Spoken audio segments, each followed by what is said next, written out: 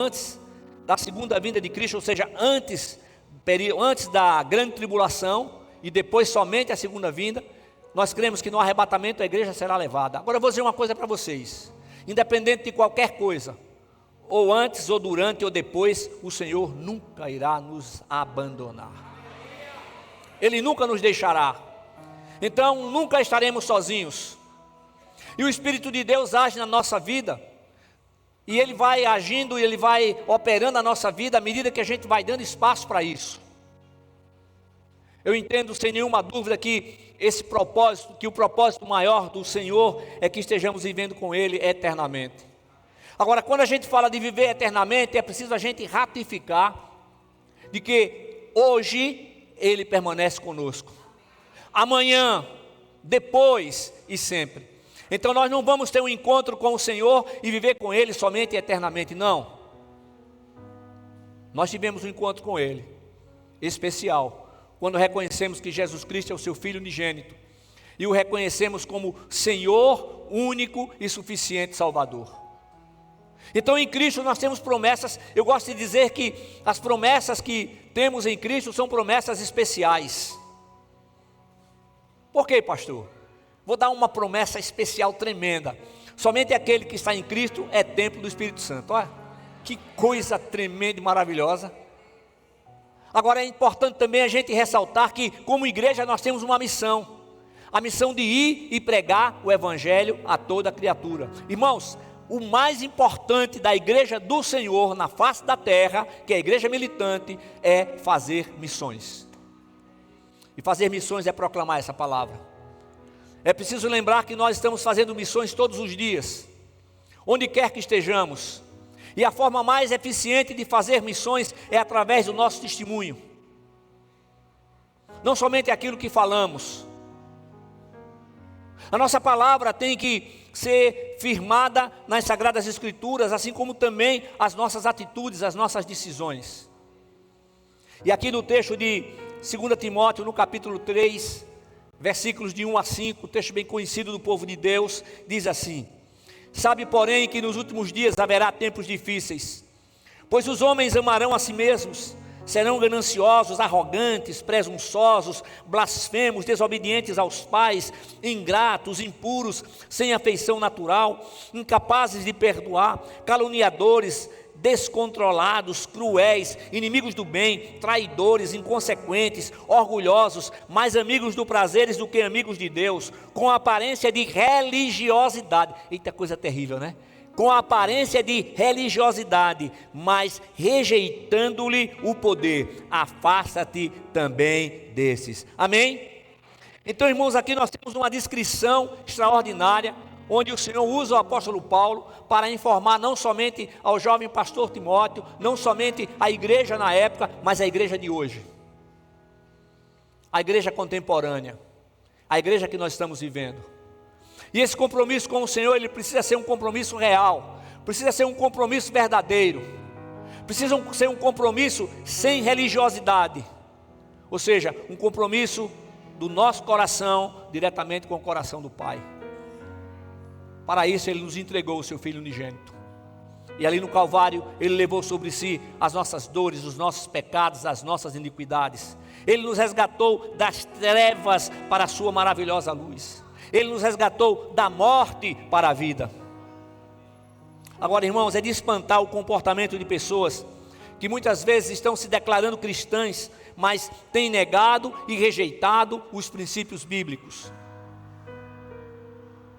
A falta de conhecimento da palavra tem sido o maior motivo, a maior razão de muitos estarem sofrendo, de muitos estarem passando por determinadas dificuldades, que na realidade são consequências de suas escolhas. Precisamos ter muito cuidado com isso, porque todas as escolhas geram consequências. E nós estamos no mundo, e o mundo oferece muita coisa, e muita coisa boa aos olhos, mas o seu fim é a morte e a separação eterna do Criador. Amém? Agora isso me faz lembrar, irmãos, eu estava fazendo ontem e estava me lembrando que tem uma frase, tem até uma canção que se cantava antigamente, e talvez alguns ainda cantem, né? Talvez alguns ainda digam assim: pastor, não tem nada a ver. Tem tudo a ver. Tem tudo a ver. Nós fomos chamados para fazer a diferença. Eu gosto de citar o que está escrito em Malaquias 3,18. E todos verão outra vez a diferença entre o justo e o ímpio, entre o que serve a Deus e o que não serve. Aí uma coisa que eu fico me perguntando, e eu creio que você também: será que o que eu estou falando, será que o que eu estou fazendo, será que a maneira com que falo, o meu tom de voz, o meu olhar, não é? As minhas palavras, o meu andar, está mostrando que há diferença? Como igreja militante, nós estamos lutando aqui contra o pecado. O Senhor já conquistou, em Cristo Jesus, a nossa vitória final. Então nós não sabemos o que nos acontecerá amanhã, mas aconteça o que acontecer, nós temos a certeza absoluta de que estaremos face a face com o Senhor. E isso não é por mérito, isso não é o resultado do trabalho, mas é o resultado da graça de Deus, do amor de Deus, do sacrifício de Jesus Cristo lá na cruz do Calvário e a sua ressurreição ao terceiro dia. Agora, quando eu vejo assim, quando eu encontro crente que quer mostrar assim uma espiritualidade tremenda, não é? Eu fico olhando assim, eu vejo o espírito de religiosidade, uma coisa horrível. Aí o cara quer dizer: não, eu posso fazer qualquer coisa. Não, qual é o problema? Eu posso tomar a minha cerveja, eu posso tomar o meu uísque, eu posso fumar o meu charuto, sei lá o quê. Isso não vai me afetar em nada. Ah, vai sim, vai. Vai, porque nós somos templos do Espírito de Deus. E nós precisamos ter a firme convicção de que o Espírito Santo habita em nós. E o que Ele quer é o melhor para o nosso corpo, a nossa alma e o nosso espírito.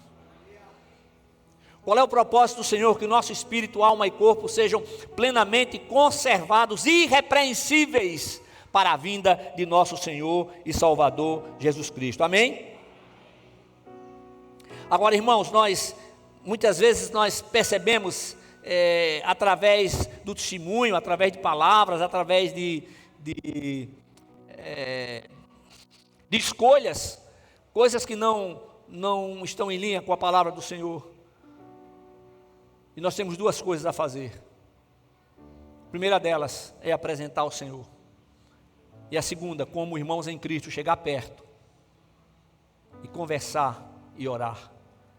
E uma coisa que nunca devemos fazer, nunca, é a murmuração. O povo de Deus ficou rodando ali no deserto durante 40 anos. Por conta de quê? Por conta da murmuração. Então a gente tem que estar atento. O que foi que aconteceu? Foi o que aconteceu com o povo de Deus.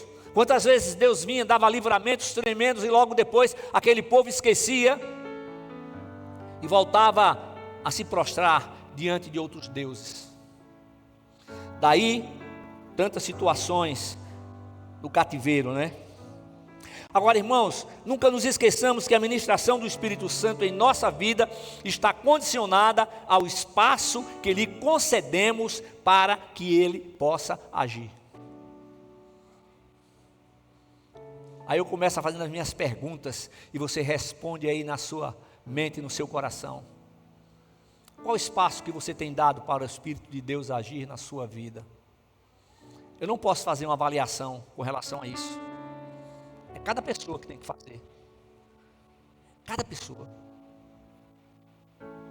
É importante saber que esse evangelho tremendo, maravilhoso, o poder que há no nome de Jesus, tem poder sobre todas as coisas, sobre toda e qualquer adversidade, sobre toda e qualquer circunstância.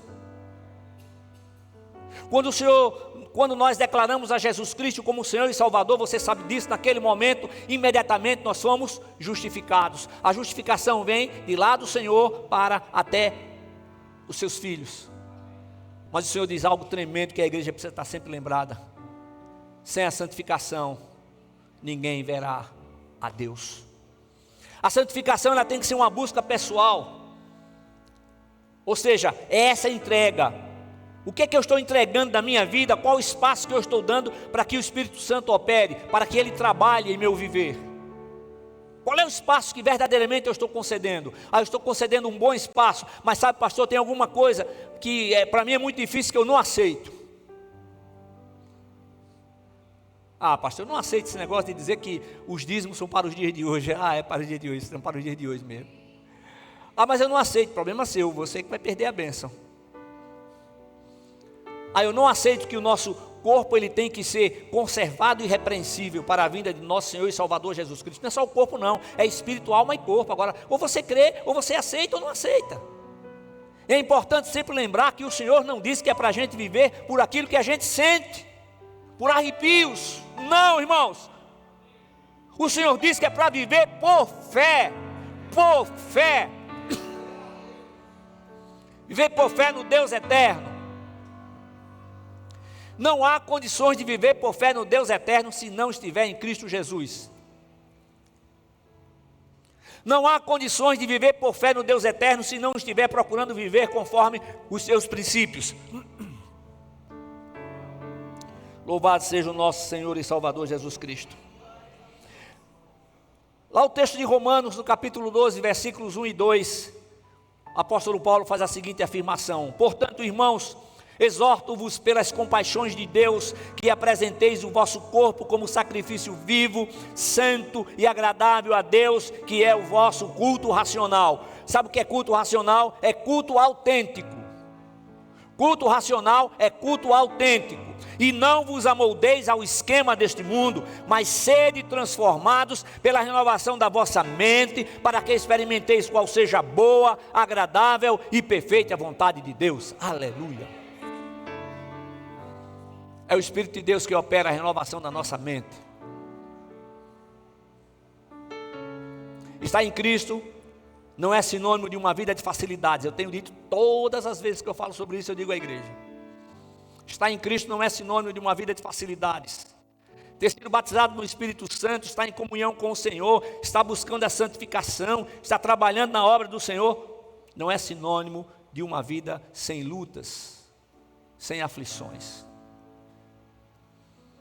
Mas quando estamos em Cristo, as lutas, as aflições, as dificuldades, nós conseguimos ultrapassá-las, porque o nosso olhar não está fixo nelas, o nosso olhar está fixo em Cristo, olhando para a frente e para o alto, para Jesus, que é o autor e consumador da nossa fé. Aleluia! Glória a Deus. Jesus Cristo ali no Calvário, Ele entregou o seu corpo. Ele entregou o seu corpo como sacrifício vicário. Sacrifício vicário é o quê? Que substitui. Ele estava nos substituindo ali na cruz. Quem tinha que morrer éramos nós, mas Ele morreu a nossa morte, para que pudéssemos viver a sua vida. Aí eu pergunto aos irmãos, nós vamos ser batismo. Aí eu perguntei aos irmãos na quarta-feira, cada um que chegava lá, eu perguntava assim: qual é o batismo que salva? O batismo que salva é o batismo na morte e ressurreição de Cristo. Existem 3 batismos: batismo no Espírito Santo, batismo nas águas e o batismo na morte e ressurreição de Cristo. Eu entendo que o primeiro é o batismo na morte e ressurreição de Cristo. Ou você pode dizer: não, é o batismo no Espírito Santo, porque quando eu declaro a Jesus eu fui batizado no Espírito Santo. Tá. Mas todos aqueles que serão batizados daqui a alguns dias estarão sendo batizados nas águas, cumprindo uma ordenança, já estão salvos. Significa o quê? Que se a trombeta tocar agora, a gente vai subir junto. Amém? Aleluia. Ele morreu por nós. Então, se nós estamos em Cristo, é porque o aceitamos como Senhor, único e suficiente Salvador. Então, se nós temos ao Senhor Jesus Cristo como Senhor, único e suficiente Salvador, o que é que nós temos que fazer? Nós temos que entregar a nossa vida em suas mãos. Aí eu volto. Significa o quê? Entregar a vida nas mãos do Senhor. Espírito, alma e corpo submissos ao Espírito Santo de Deus. Aleluia. Espírito, alma e corpo submissos ao Espírito Santo. Agora, entregar o corpo como sacrifício vivo significa rejeitar todo pecado, Significa rejeitar toda circunstância que contradiz aos ensinamentos divinos revelados em Cristo Jesus por intermédio da sua palavra. Agora, irmãos, escutem bem, a entrega ao Senhor tem que ser definitiva. O sacrifício descrito como vivo é consagrado, separado e reservado para o serviço de Deus. Aleluia. Amém? Não é somente para os pastores, não, é para toda a igreja. Todas as ovelhas do Senhor. Então, como igreja de Cristo, nós precisamos reagir de maneira firme contra tudo que é contrário aos princípios divinos. Aí eu coloquei aqui, estimados irmãos, não precisamos de atrativos para que as pessoas sejam atraídas à igreja. Precisamos de vidas no altar, que de todo coração glorificam e exaltam ao Deus eterno. Aleluia.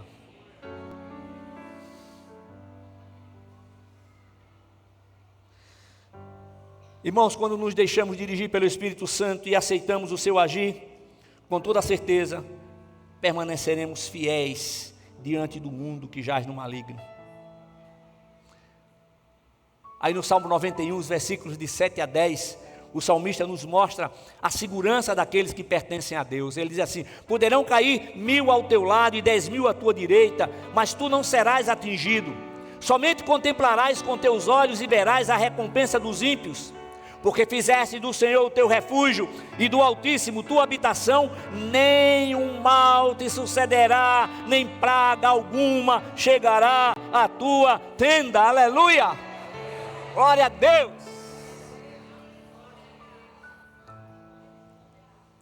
O Senhor não está dizendo aqui que a enfermidade não vai bater a porta. O Senhor não está dizendo aqui que a depressão não vai bater a porta. O Senhor não está dizendo aqui que o desânimo não vai bater a porta. Vai bater, com certeza. Mas quando a porta for aberta, que ele vai encontrar o Senhor. E a palavra diz que diante do Senhor até a tristeza salta de alegria. Aleluia. Ou seja, não vai encontrar lugar para ficar. Não vai encontrar lugar para ficar e fazer morada. Observe uma coisa, deixa eu fazer uma observação. Entenda uma coisa. Tem algumas frases de efeitos que elas não são verdadeiras.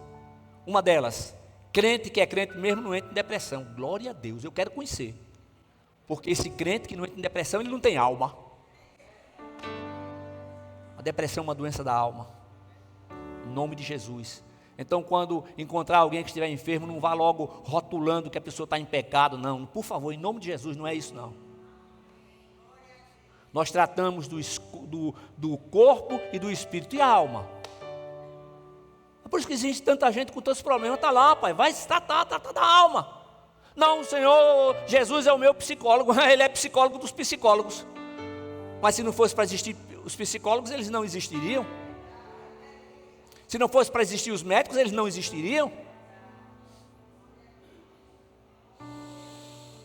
Irmãos, nós precisamos estar atentos, porque o surgimento de falsos mestres tem como objetivo de fazer com que o povo de Deus tenha a sua fé abalada, e depois venha a desconfiança, e depois venha a desistência. Para quê? Para que passe a confiar nas teorias de homens.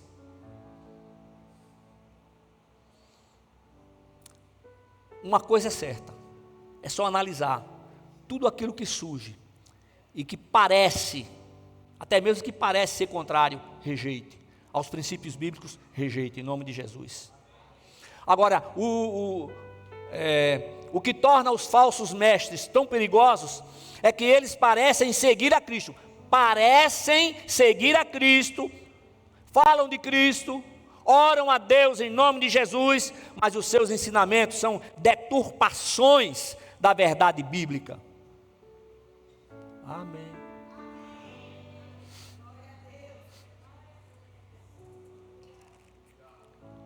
Aí só existem dois caminhos: ou céu ou inferno. Mas pastor, quando chegar em determinado tempo, o Senhor vai pegar aquele povo todinho que está no inferno, vai tirar de lá, não vai? Negativo, vai não.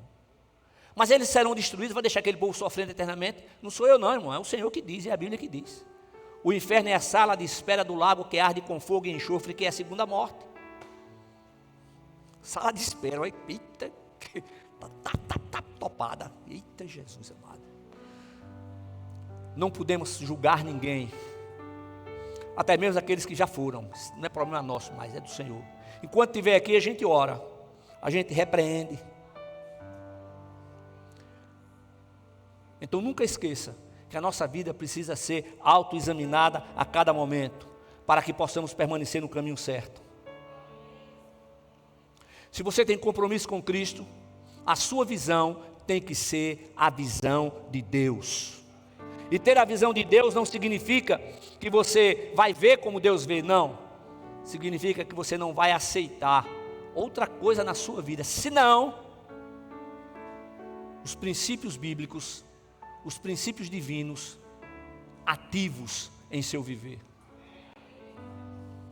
Então ter compromisso com Cristo inclui o pensar, o falar e o agir. Agora, irmãos, isso tem que ser uma determinação pessoal. Efésios capítulo 5, versículos 15 e 16. Portanto, vede prudentemente como andais, não como nécios, mas como sábios, remindo o tempo, porque os dias são maus. Andar com Cristo, andar com prudência, também significa andar com a visão restaurada. Eu não estou falando da visão física. É bom restaurar a visão física. Vai lá fazer aquela cirurgia que não precisa mais nem usar óculos, né? Fica enxergando bem tudo, né? Então tem uma irmã que ela disse para mim, depois da cirurgia ela começou a ver as coisas. Se até o celular dela ela vê diferente. Glória a Deus. Mas para mim não dá para deixar de usar óculos. Eu uso desde os 13 anos de idade. Eu passo a mão assim, às vezes eu entro no chuveiro de óculos. Os dias são maus, os dias são difíceis, mas o Senhor continuará nos capacitando para que possamos viver em sua presença. Agora, para que isso aconteça, nós temos que deliberadamente ter a determinação no coração e ação restaurada em nosso viver. Amém? Vou encerrar.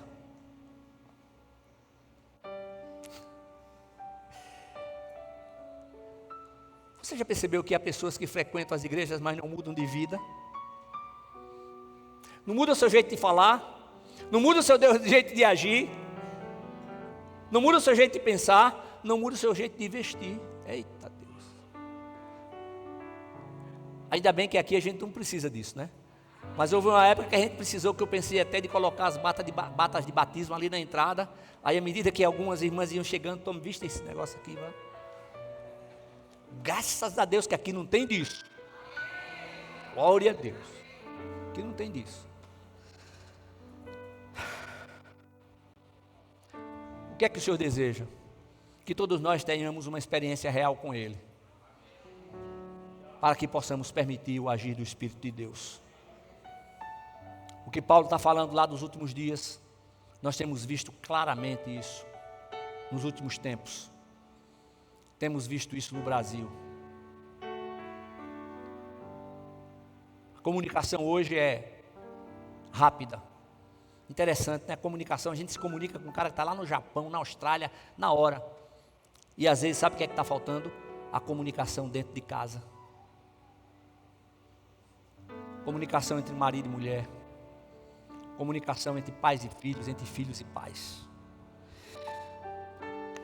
Como servos do Deus vivo, então nós suportamos as dificuldades sem perder a fé, a esperança e a perseverança.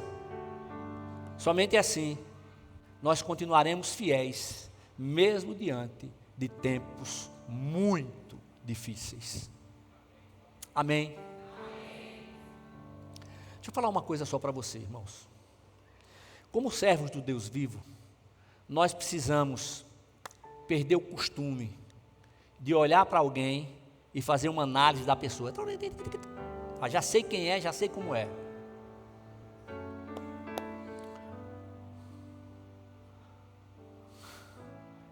A gente sabe que a gente não vai simpatizar 100% com todo mundo, mas a gente tem que amar.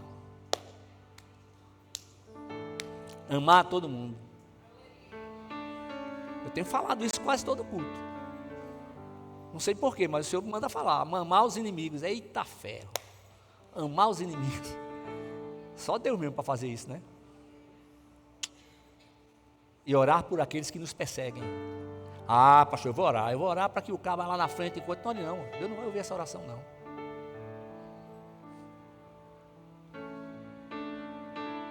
Da nossa boca tem que sair só palavras de bênçãos. A palavra do crente tem que ser sim, sim e não, não. A Bíblia diz que o que passa disso é de procedência maligna. Que todos nós estejamos abrindo nosso coração, nosso entendimento, para que a gente possa pegar essa palavra que é tremenda, maravilhosa, poderosa, eficiente. Ninguém vai roubar o que a gente tem aqui, ó. Aí o salmista diz: escondi a tua palavra no meu coração para eu não pecar contra ti. Palavra escondida no coração significa que ela está à nossa disposição. Na hora certa aplicar. Agora deixa eu falar um negócio para você. Seja devagar em responder. Tá? Eu me lembrei agora de uma coisa que a minha avó dizia. Ela dizia assim: menino, você parece que anda com uma espingarda de espoleta armada. Espoleta armada, porque as espingardas antigas, né? Aquela soca tempero, né? Aí você botava e armava. Ou seja, você está pronto para dar uma resposta. E essa resposta pode ser uma resposta que traga prejuízo para você. Então, pense antes. O que é que essa minha resposta vai gerar como consequência? O que é que a minha palavra vai gerar como consequência? Pastor, sabe que eu tenho um problema. Eu sou uma pessoa muito sincera. Tá, sincera e mal educada. Tem que ser sincera e educada. Amém? Aí implica olhar, tom de voz. E o que é que você vai dizer e como vai dizer. Ah, pastor, mas eu não faço arrudeios. Ah, eu também não faço não, mas às vezes é preciso dar uma parada assim e ver como é que você vai chegar. Entendeu o que eu estou falando? Se você puder, feche seus olhos onde você está, equipe de louvor. E apresente a sua vida. Em nome de Jesus.